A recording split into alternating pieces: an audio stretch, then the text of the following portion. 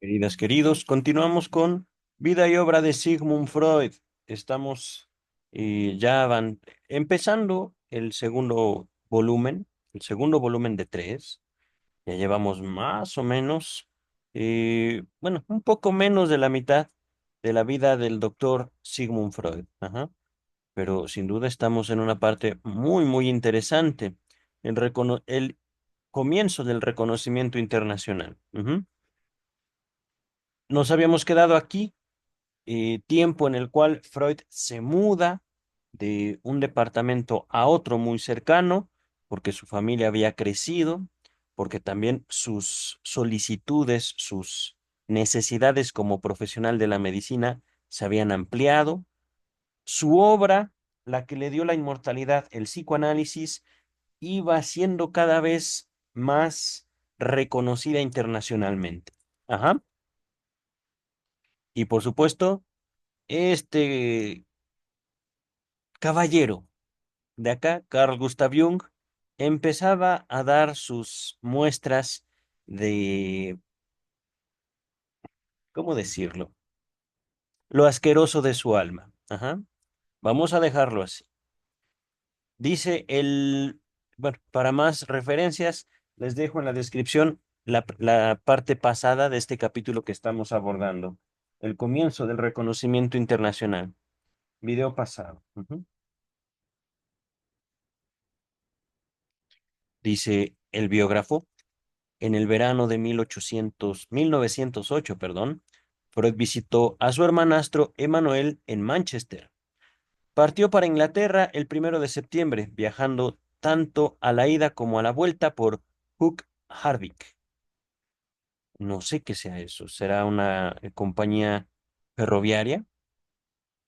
Interrumpió, sin embargo, el viaje para ver en El Haya a los Rembrandt, que le produjeron una impresión incomparable. Debe ser los Rembrandt, la obra del pintor Rembrandt. Ajá. Rembrandt y Miguel Ángel parecen haber sido los pintores que más profundamente le conmovían. Esta era la primera vez que iba a Inglaterra, desde aquella estimulante visita que hizo a los 19 años, y habría de ser la última antes de establecerse allí en 1938, eh, después de la persecución nacional socialista en Viena. Ajá. Él sale huyendo de los campos de concentración. La suerte de Sigmund Freud fue distinta a la de sus hermanas. Ellas murieron en campos de concentración, hasta donde yo conozco. Dice el texto, en aquellos tiempos, 1908, pasó 15 días en Inglaterra y se conservan 6 largas cartas enviadas desde allí. A la vuelta del viaje permaneció en Zúrich 4 días, como huésped de Carl Gustav Jung, en Murosli. Voy a pronunciarlo así, Murosli, donde pasaron momentos agradables y felices. Jung lo llevó a ver el monte Pilatus y el Rigi, y realizaron juntos muchas caminatas. Eso le gustaba mucho a Freud, caminar. Freud esperaba ser huésped de Jung en la nueva casa que éste estaba construyendo en Kunach. Voy a pronunciarlo así, no sé cómo se pronuncia ese nombre. No sé si es alemán, suizo, no tengo idea. Ajá. La aproximación entre los dos, Jung y Freud, en esta ocasión fue mayor que en ningún otro momento, con excepción quizá del primer encuentro.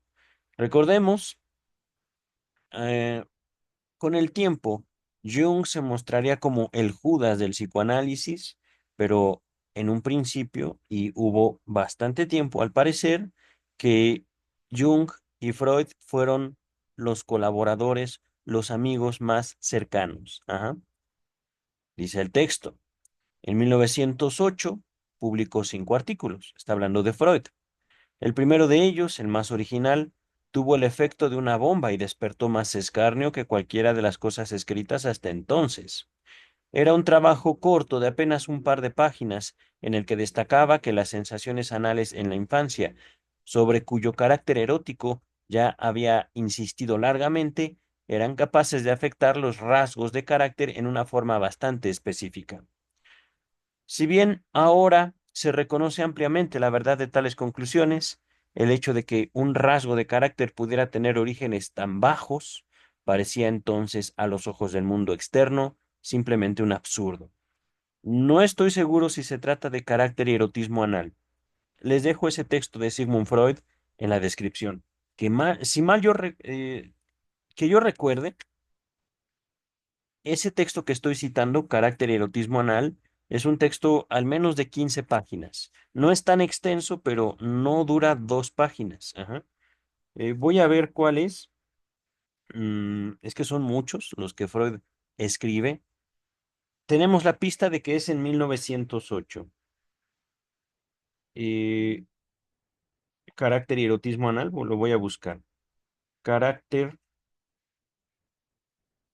ahorita no quiero, digamos, abrir mi archivo de textos organizados cronológicamente de Sigmund Freud, eh, para no desviarme ya demasiado del texto. Dice el texto, un artículo que publicó sobre la relación entre la moral sexual y la civilización es el preanuncio de estudios más profundos sobre la naturaleza de la civilización, que alcanzaron a madurar más de 20 años después. Ese texto debe ser el carácter, no, la moral cultura, la moral sexual, cultural y la nerviosidad moderna. Ajá. Moral sexual.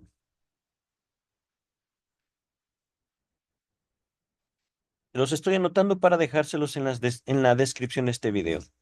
Dice el texto, uno de los artículos constituía la exposición de las curiosas hipótesis que se forman los niños pequeños acerca de la naturaleza de la actividad sexual, incluso la fecundación, sobre las teorías sexuales infantiles.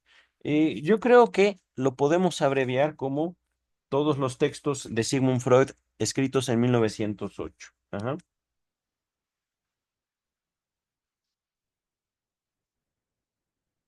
Continuamos. Otro se refería a la relación entre fantasías histéricas y bisexualidad. Creo que así se llama ese.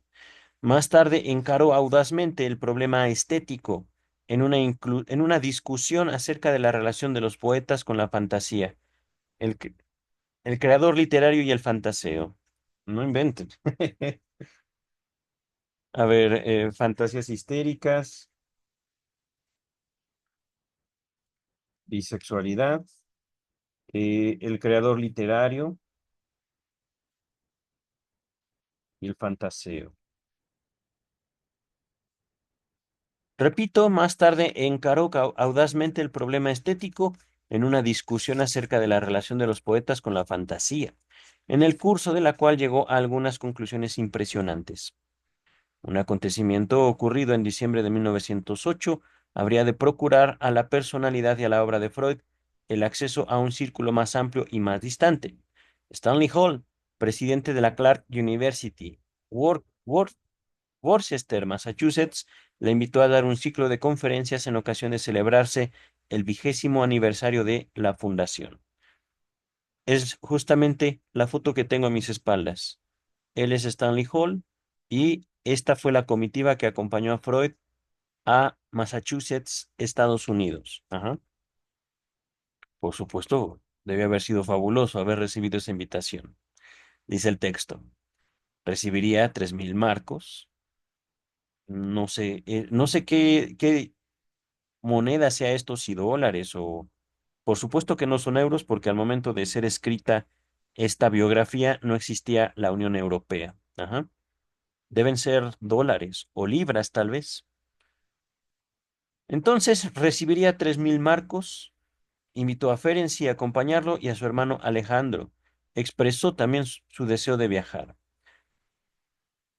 Aunque esto resultó luego imposible. El hermano de Freud, Alejandro. Ajá. Freud decía que se sentía muy impresionado ante la perspectiva del viaje. Ferenczi estaba aún más excitado que él. Se puso a aprender inglés y encargó a Estados Unidos los libros necesarios para orientarse debidamente sobre ese misterioso país. Freud no consiguió, sin embargo, decidirse a leerlos, pero se enteró por un libro sobre Chipre que estaba estudiando que la mejor colección de antigüedades chipriotas había sido llevada a Nueva York, donde abrigaba la esperanza de verla. Todo lo que quería ver allí, en América, decía, eran las cataratas del Niágara. Eso sí, eso también me gustaría conocerlas. No preparó nada para sus conferencias, afirmando que lo haría a bordo de el barco. Ajá. No había, me parece también, traslado en aviones, entonces tenían que irse de Viena, tal vez a España, de España atravesar todo el océano hasta Nueva York. Ajá. Tal vez la otra salida posible sea Inglaterra, no lo sé ahorita, seguramente nos enteraremos. Partieron en el George Washington, un barco del North Dusker Lloyd, perdón, que salió de Bremen el 21 de agosto. No sé dónde queda Bremen, no tengo idea. Ferenczi estaba preocupado acerca de si debía llevar consigo un sombrero de copa, pero Freud le dijo que su plan era comprar uno allí y arrojarlo al mar en el viaje de regreso. ¡Qué hermoso! ¡Qué tierno Freud aquí! A mediados de junio, Freud supo que también Jung había sido invitado y dijo, esto significa la importancia de todo el asunto. Inmediatamente arreglaron las cosas para viajar juntos. Miren, es que es curioso, no los invitaron juntos. Ellos se pusieron de acuerdo, pero la invitación llegó a cada uno por separado. ¿Qué les dice a ustedes eso, queridas y queridos? Ese acto de Stony Hall. Doctor Freud, venga. Doctor Jung, venga. ¿Por qué no? Si los conocía, bueno, no sé si los conocía. Yo tengo la impresión, pienso yo que los debía haber conocido. Pero puede ser que a partir de este acto podamos deducir que el traidor, el Judas del psicoanálisis, Carl Gustav Jung, eh, ya estaba tratando de robarle la autoría de su obra a Freud, la autoría del psicoanálisis. Ya lo llegaremos a ver, la demanda Freud contra Jung, la demanda legal. Ajá. Continúa el texto. En la primavera de ese año tuvo lugar un acontecimiento familiar que le produjo mucha alegría. Su hija mayor, Matilde, que era muy apegada al padre, se había comprometido en Merano, donde había estado durante 6 meses con un joven vienés, Robert Hollister. Hollischer, no sé cómo, Hollister, Hollischer, vamos a leerlo así. El casamiento tuvo lugar el 7 de febrero.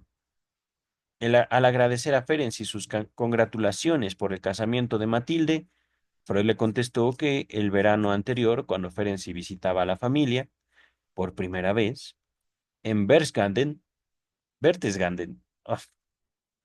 había deseado que fuera él el feliz mortal. Ah, mira, es decir, Freud quería a Ferenczi como yerno, como el esposo de Matilde.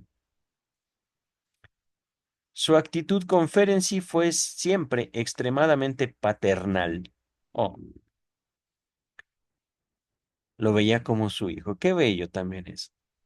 En la mañana del 10 de agosto, Freud llegó a Bremen, donde se reunió con Jung y Ferenczi. Freud había pasado una mala noche en el tren de Múnich a Bremen, cosa que explica en parte un curioso incidente cuya importancia será expuesta más adelante. Fue huésped en el almuerzo de Bremen y allí consiguieron inducir a Jung, después de alguna discusión, a que dejara de lado sus principios de abstinencia y que tomara vino con ellos. Otra vez, se enfatiza el carácter de Jung. No, no, no, es pecado. Ajá. Es una copa de vino, caramba, dice el texto, pero inmediatamente sufrió un desmayo, cosa que en presencia de Jung habría de ocurrirle aún una segunda vez. Qué extraño.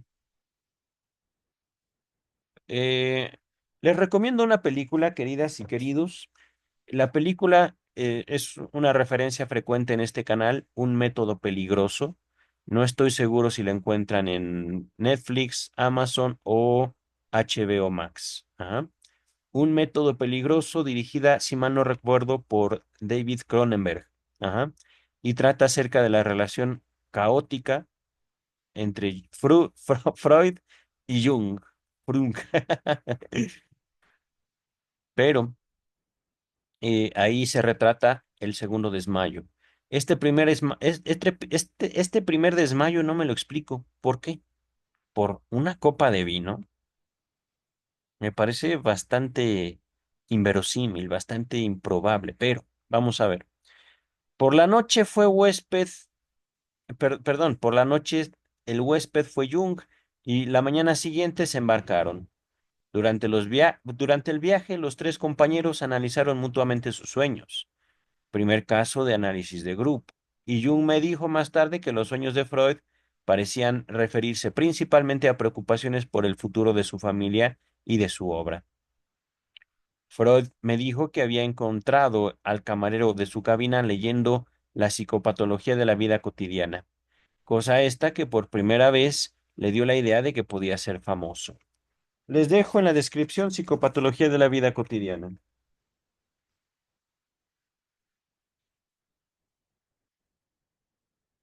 Dice el texto. Brill, Brill, ajá, estaba en el puerto, por supuesto, cuando llegaron a Nueva York el sábado 27 de agosto por la noche, pero no se le permitió subir a bordo, de manera que envió a un amigo suyo, el doctor Onuf, que ocupaba un cargo oficial, a saludar a los viajeros. Poco trabajo les dieron las entrevistas con los reporteros, y el único anuncio que salió en los diarios al día siguiente anunciaba escuetamente la llegada de cierto profesor Freund, Franz, ajá, de Viena. Esto no es un error, o bueno, un error del biógrafo, fue un error de los reporteros. Ajá. Es decir, por un lado, Freud crecía en popularidad, pero todavía era mayormente desconocido. Ujú. El mismo día de su llegada, Freud visitó a su cuñado Elie Bernays y a su viejo amigo Lutzkarten, pero los dos estaban aún de vacaciones. Brill lo llevó entonces a conocer la ciudad. Primero fue al Central Park y luego una recorrida del barrio chino y el gueto. La tarde fue dedicada a Coney Island, un magnífico cráter. Palabras de Freud. A la mañana siguiente visitaron el lugar que más quería conocer Freud en Nueva York, el Metropolitan Museum o Museum, que le interesaba especialmente por las antigüedades griegas. Brill les mostró también la Universidad de Columbia. Al día siguiente me uní a ellos, Ernest Jones, él, ajá, y almorzamos en el Roof Garden de Hammerstein. Luego fuimos a un cine donde vimos una de estas primitivas películas de la época, con abundancia de carreras y persecuciones. Ferenczi, con su manera infantil, se mostró muy excitado. ¡Qué bello! Freud, en cambio, no hizo más que divertirse tranquilamente. Era la primera vez que ambos veían una película. Imagínense eso.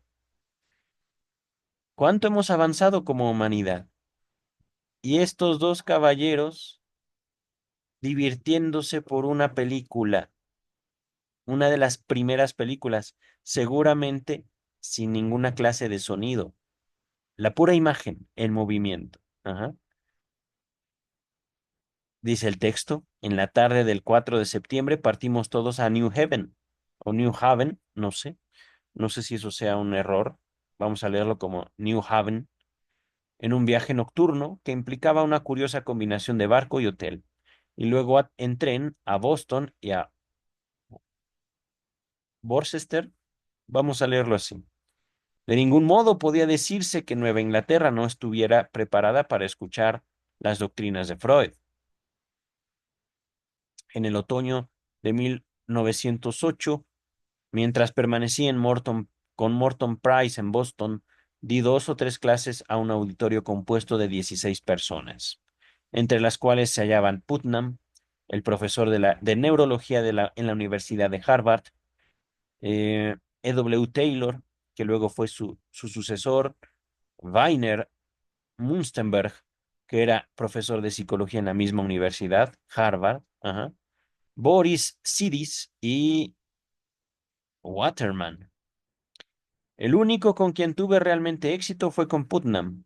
Más tarde, en mayo del año siguiente, poco después de la visita de Freud, hubo un importante congreso en New Haven, en el cual Putnam y yo leímos trabajos que dieron lugar a una gran discusión. De modo que la llegada de Freud era esperada con cierto grado de impaciencia. Freud no tenía idea sobre el tema que iba a abordar, o así lo decía al menos. Al comienzo se mostró inclinado a aceptar la sugestión de Jung en el sentido de dedicar sus clases al tema de los sueños, pero cuando me consultó a mí, le aconsejé que optara por otro tema más amplio.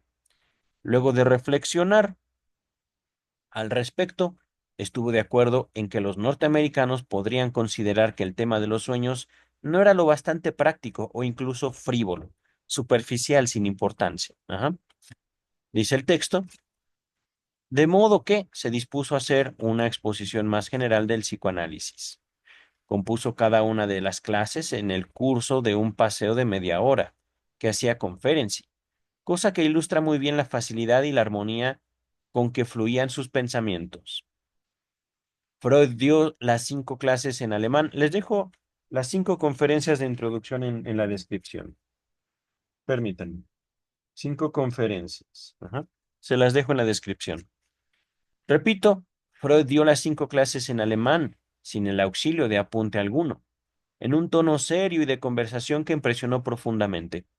Una señora del auditorio estaba muy ansiosa por oírle hablar sobre temas sexuales, y me rogó que le transmitiera su pedido. Cuando así lo hice, Freud replicó, gracias, en serio, gracias, querido traductor, por no hacernos miren, a ver, reconocer texto. Ah, miren, no es que no quiera actualizar, que yo sepa, estoy pagando el maldito Acrobat Pro, pero, ok, ok, a ver, mm, no,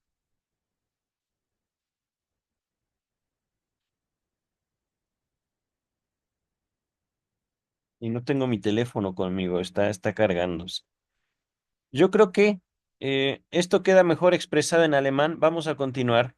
Y significa que, en lo que a sexualidad se refiere, Freud no se dejaba empujar ni disuadir. Claro. Bueno, gracias por expresarlo en alemán. Básicamente, se aguanta, mujer. No voy a dejar de hablar de sexualidad. Ajá.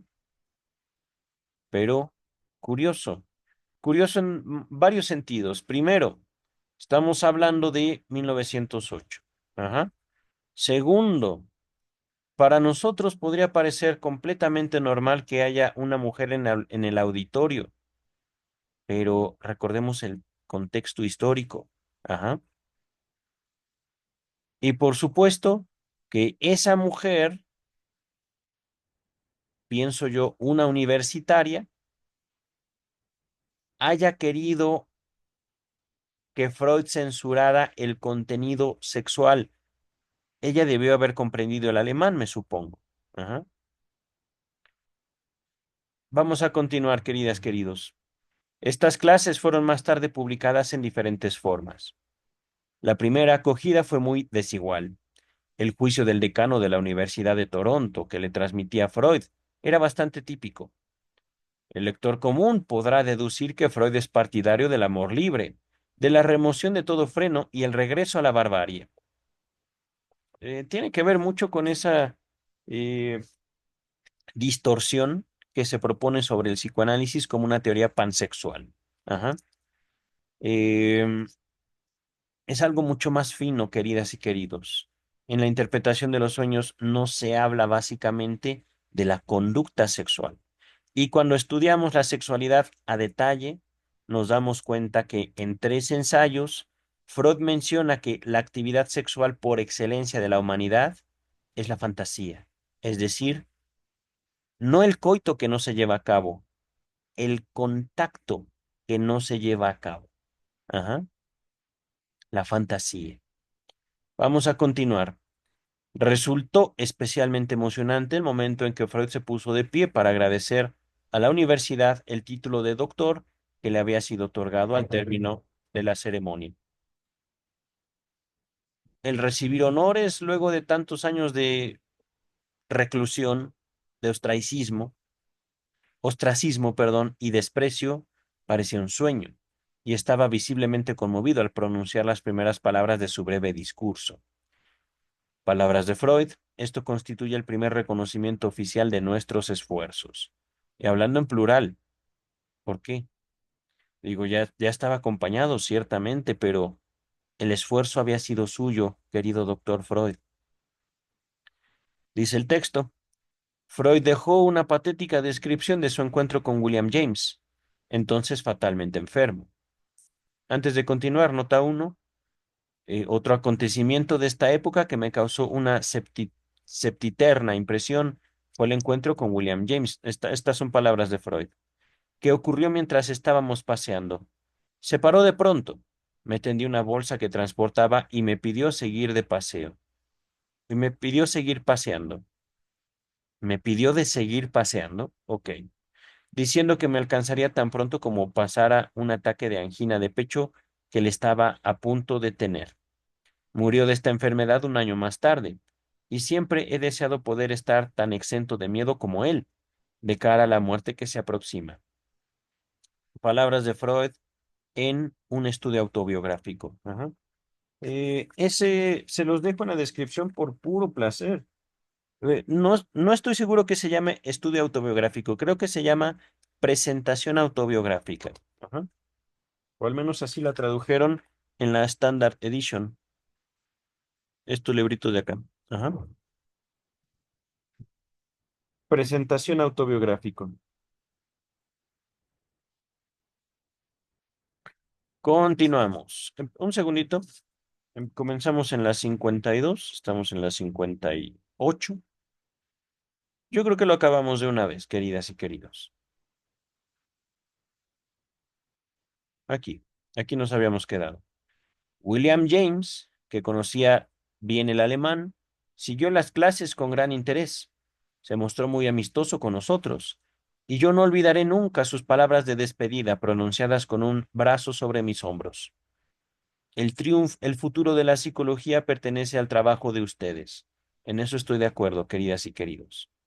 Ajá. Es que el psicoanálisis sigue siendo un gran misterio para la psicología en el año 2025.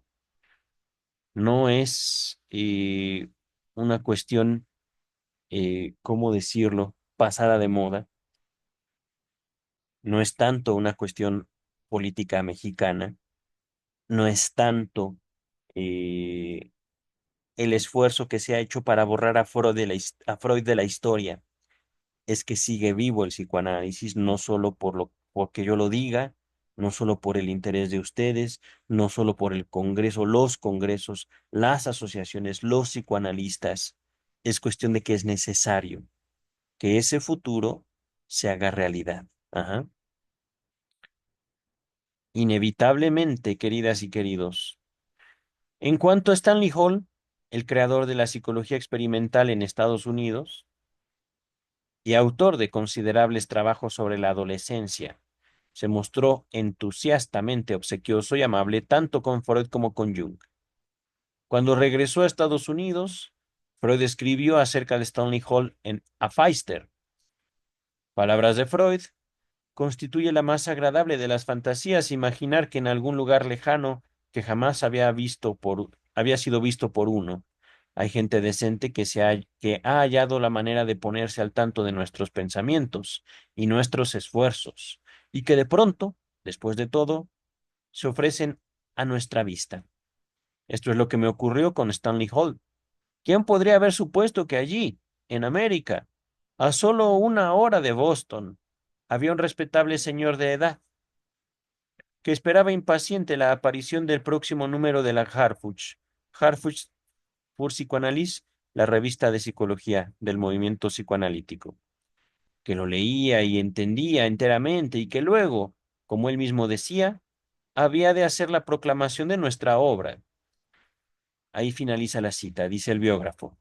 Poco después conseguí que Hall aceptara el cargo del presidente de la Asociación Psicopatológica Americana que yo había creado, pero su interés por el psicoanálisis no duró mucho. Pocos años después se convirtió en partidario de Alfred Adler, un separatista, junto con Jung, los primeros que salen del movimiento psicoanalítico enojados con Freud. Ajá.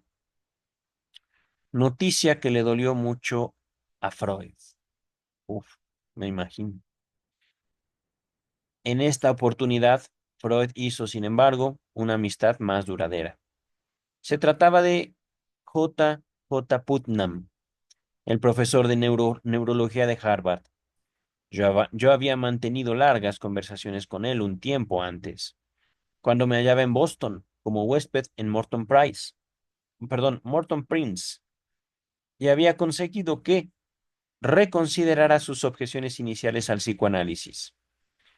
Para ser un hombre destacado que había pasado los 70, la edad de 70 años, era la suya una mentalidad singularmente amplia.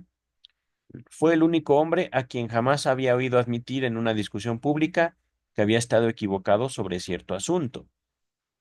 El primer volumen de la serie de publicaciones de nuestra Biblioteca Psicoanalítica Internacional fue una colección de las obras de Putnam.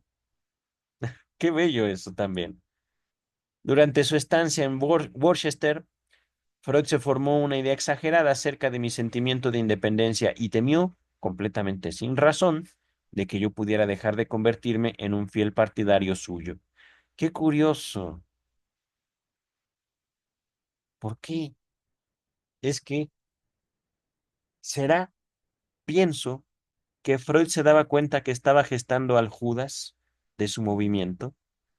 Aquí no se ha hablado todavía de Alfred Adler en este capítulo, y si se habló fue nada más como una presentación. No lo recuerdo haber tenido alguna interacción. Pero, ¿por qué dudar? Pongan ustedes del interés de Ernest Jones por el psicoanálisis. ¿Por qué dudar de su partido hacia Freud, de su interés, de su apoyo al maestro? ¿Por qué? Yo me pregunto, el texto no lo dice, pero vamos a avanzar. Tuvo así la deferencia especial de acompañarme a la estación cuando partía hacia Toronto, al final de nuestra estancia, y no dejó de expresarme en la ocasión su cálida esperanza de que me mantuviera siempre unido al grupo. Sus palabras finales fueron, ya verá usted que vale la pena. Pude darle, por supuesto, toda clase de seguridades, y nunca más volvió a dudar de mí. Curioso, puede ser que haya visto algo en Jung, o puede ser una particularidad de Sigmund Freud. Podemos decir, una cierta inseguridad en él, hacia él, claro está. Dice el texto, una vez que hubimos partido, Brill y yo, los tres amigos, Jung, eh, Freud y Ferenczi, visitaron el 13 de septiembre las cataratas del Niágara, que a Freud le parecieron aún mucho más grandes de lo que había supuesto. Pero en la cueva de los vientos, Freud se sintió lastimado cuando el guía, empujando atrás a los demás visitantes, gritó, dejen pasar primero al viejo. Se mostraba siempre sensible a alusiones como esta, a su edad, y él mismo citaba, como un buen ejemplo del caso, lo que ocurrió a propósito de una observación hecha por Putnam en esa época. Después de esto, se dirigieron los tres a la casa de campo de Putnam, en las montañas de Adiro- Adirondack, cerca de Lake Placid, donde permanecieron 4 días. Freud envió a su mujer una extensa descripción del nuevo lugar. donde no se veía más que un montón de cabañas en pleno descampado. El placer de esta visita fue un tanto empañado por un ataque bien definido, aunque leve, de apendicitis.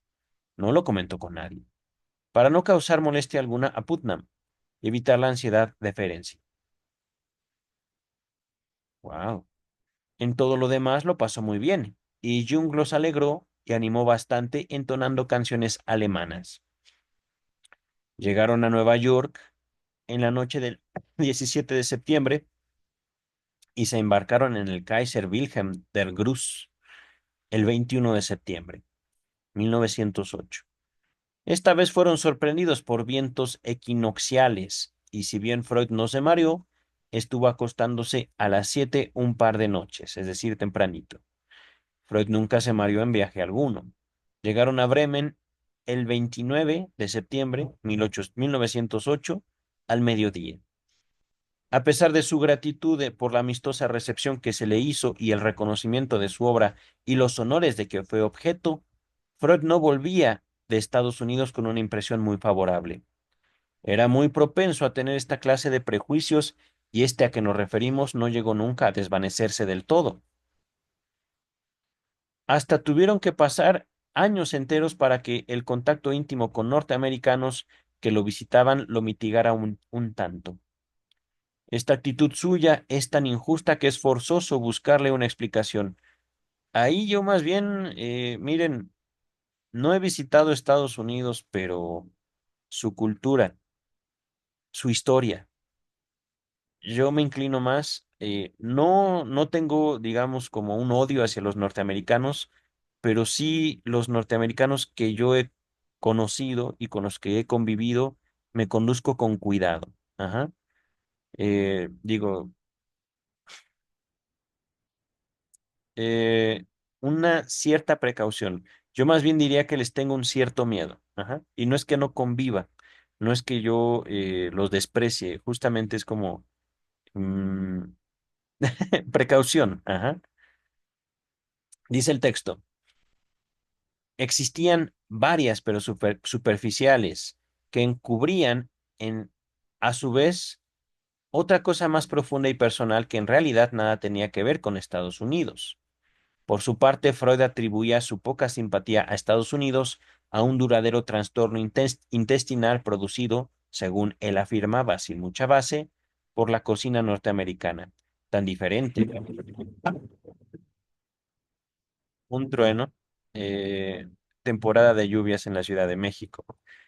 Repito, Freud atribuía su poca simpatía a Estados Unidos a un duradero trastorno intestinal producido, según lo afirmaba él, sin mucha base, por la cocina norteamericana tan diferente de aquella a la que él estaba habituado, Freud. Ajá, pues claro. Pero esta aseveración pasa por alto el hecho importante de que este mal le había quejado la mayor parte de su vida, muchos años antes de ir a Estados Unidos y muchos años después. Lo cierto es que durante su estancia allí sufrió constantemente la frecuencia de su viejo dolor apendicular del apéndice, lo que de todos modos debe haber empañado el goce de estos días memorables. Otro trastorno físico de esta época eran sus molestias prostáticas, la próstata. Esto era naturalmente doloroso y embarazoso a la vez, y por supuesto era todo culpa de las costumbres norteamericanas.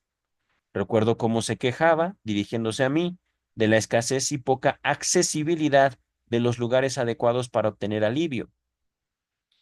Os conducen a lo largo de kilómetros de corredores y al final os llevan al subsuelo, donde os espera un palacio de mármol, exactamente como en el tiempo, con el tiempo estricto. Palabras de Freud. Dice el texto, durante algunos años Freud atribuyó muchas de sus molestias físicas a la visita hecha a Estados Unidos. Luego incluso a decirme que su escritura había empeorado desde que había visitado América. Ah, miren, hablando de visitas, me acordé también, creo que no fue Freud, que yo sepa, Freud nunca visitó México, es posible que me equivoque, pero sí vino Lacan. Ajá. Vamos a continuar. Es que me hubiera gustado que Freud visitara las pirámides de Teotihuacán, por ejemplo, las ruinas en el centro de la Ciudad de México. Creo que eso lo hubiera embelesado. Dice el texto, un motivo más personal de este enojo suyo era la dificultad con el idioma, que le hacía revivir su desagradable experiencia en el mismo sentido de algunos años atrás en París, con Charcot. Siempre fue sensible al hecho de hacerse entender y entender a los demás. Recuerdo que en una oportunidad un norteamericano pedía a otro que le repitiera cierta observación que no había entendido bien, a lo que Freud, volviéndose a Jung, hizo este inciso comentario. Esta gente no puede entenderse siquiera entre ellos mismos. Fíjense, esto sí me parece tal vez un tanto rudo de parte de Freud. Le resultaba incluso difícil adaptarse a la libertad y facilidad de maneras imperantes en el nuevo mundo. Y de lo que es un ejemplo, lo que he relatado un poco más arriba. Era un buen europeo, con un sentido de la dignidad y un respeto por la cultura que en esa época era menos visible que ahora en Estados Unidos. Una tarde me dijo, en ese su terso estilo, Estados Unidos es un error gigantesco. Es cierto, pero de todos modos, un error. Ok, ahí sí, no podría yo seguirlo. ¿Por qué un error, querido doctor Freud? Dice el texto. Freud demostró desde el principio un gran interés por el desarrollo del psicoanálisis en Estados Unidos y desde 1908 mantuvo una correspondencia constante con Brill y conmigo, Ernest Jones, y más tarde también con Putnam. A menudo se divertía con las cosas que al respecto le relatábamos. Así, por ejemplo, cuando a fines de 1909, la Asociación Americana de Psicología, en un trabajo sobre su teoría de los sueños, mencioné el rasgo del egocentrismo, puede ser narcisismo también, a lo cual una dama se levantó indignada, sosteniendo que eso podía ocurrir en los sueños de Viena, pero en cuanto a los Estados Unidos, estaba bien segura de que eran sueños altruistas. Eso se menciona en la interpretación de los sueños, esa participación de una dama. Ajá. Es decir, los sueños son de nosotros para nosotros. Les recuerdo la hipótesis fundacional del psicoanálisis. El sueño es un cumplimiento de deseo. Ajá. Y a partir de eso interpretamos, dice el texto. Pero esto fue superado aún en el caso de cierto psicólogo que sostenía que las asociaciones del paciente dependían en gran parte de la temperatura de la habitación. Y puesto que Freud no había tenido en cuenta este importante detalle en sus conclusiones, no eran dignas de crédito para la ciencia. Con verdadero placer contaba Freud estas historias, estas cosas al grupo vienés. Es decir, y fíjense, una cosa es ciertamente la interpretación de los sueños y otra cosa es la respuesta que hay a ese gran texto. Ajá. Hay propuestas y propuestas que se sostienen empíricamente, que se sostienen también conforme a la interpretación y la experiencia de muchos sueños, pero la gente puede decir no, y ya, digamos, un acto de soberana ignorancia, de soberano prejuicio, pero que, queridas, queridos, ahorita lo estamos leyendo en probable, lo más seguro, algunos pobladores estadounidenses que ya habrán muerto. Y vemos al actual presidente norteamericano y digo, ay, qué miedo. No, no, no, no, no, no, no, no, no. Y digo, no es tanto un asunto en serio de raza, es un asunto de cultura. Un cierto orgullo por la soberbia. Y eso no en todos. No todos los norteamericanos son así. Pero cuando te encuentras a uno, trata de dominarte. Nada más hay que ver cómo Trump saluda a otros representantes de estados. Ajá. Así. con fiereza. ¿Por qué? Una observación. ¿Por qué todas las películas norteamericanas tiene que haber disparos? ¿Por qué? ¿Por qué no hay nunca ninguna historia que no gire en torno a ver quién tiene el arma más grande, quién saca los disparos más rápidos? Todo es un western, todo. Y aún los westerns antiguos, pienso en los spaghetti westerns, tienen un encanto que quisieran muchas películas norteamericanas actuales. Ajá. Vamos a continuar. El 2 de octubre regresó a Viena, la única parte del mundo civilizado que nunca lo reconoció. A pesar de todas las alternativas en el año 1909, Freud encontró la manera de publicar bastantes cosas. Reunió en un volumen los trabajos que componen el segundo de su serie de cinco eh, Sammlung, Kleiner Schriften. Creo que son compilaciones simplemente. Me parece haberlos leído o haber leído estas palabras en la edición Amororto. Continuamos. Voy a investigar qué es eso. Y escribió además dos nuevos trabajos breves y otros dos muy extensos. Los primeros eran la novela familiar del neurótico, en la descripción, novela familiar, que apareció como una parte del fascinante libro Der Mythus Worden, el mito del nacimiento del héroe de Otto Rank, y otro que contenía una serie de afirmaciones de carácter general sobre la naturaleza esencial de los ataques histéricos. Gracias. Voy a buscar los textos de 1909. 1909, histeria. Ajá. Los dos trabajos más extensos resultaron ser aportes clásicos a la serie de sus historias clínicas.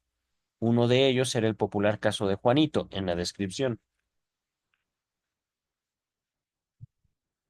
que contenía el primer análisis infantil. El otro era un detallado estudio de los mecanismos operantes en la neurosis obsesiva. Me parece que es el hombre de las ratas, me parece. Em, En esa época se hallaba Freud por primera vez en su vida en condiciones de esperar razonablemente una carrera de reconocimiento y de fama. De aquí en adelante cabía esperarse con la incomprensión, perdón, cabía encontrarse con la incomprensión, la crítica, la oposición e incluso el agravio, pero ya no podría ser ignorado. Se hallaba en la plenitud de su capacidad y ávido de emplearla al máximo. Todo esto unido a un hogar armonioso, en que reinaba la alegría de los niños en crecimiento. Debe de haber hecho de esta década del siglo el periodo más feliz de su vida, pero estos habrían de ser también los últimos años de su verdadera felicidad. Siguieron inmediatamente 4 años de dolorosas disensiones con sus colegas más allegados, Jung, y luego la desdicha, la angustia, las privaciones de los años de guerra, Primera Guerra Mundial, a lo que siguió un total colapso de la moneda austriaca y la consiguiente pérdida de todos sus ahorros y su seguro. Poco después comenzó su torturante enfermedad, el cáncer, que finalmente, después de 16 años de sufrimiento, terminó con su vida. Queridas, queridos, terminamos el segundo capítulo del segundo volumen, Vida y obra de Sigmund Freud por Ernest Jones. Ajá. Están viendo en pantalla el título del capítulo número 3, la Asociación Psicoanalítica Internacional. Voy a interrumpir el video abruptamente porque la lluvia temo que me vaya a quitar la luz eléctrica y el video se pierda por completo. Bye, queridas, queridos.